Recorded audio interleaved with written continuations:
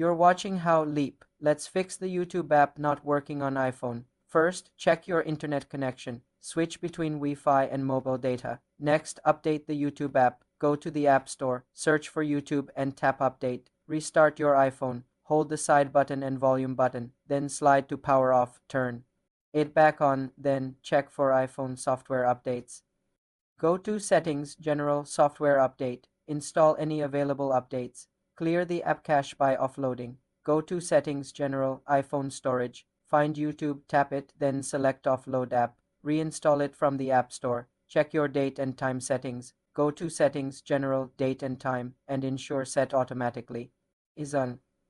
Finally, check if YouTube's servers are down using a site like Down Detector. For more simple computer tutorials, subscribe to the channel.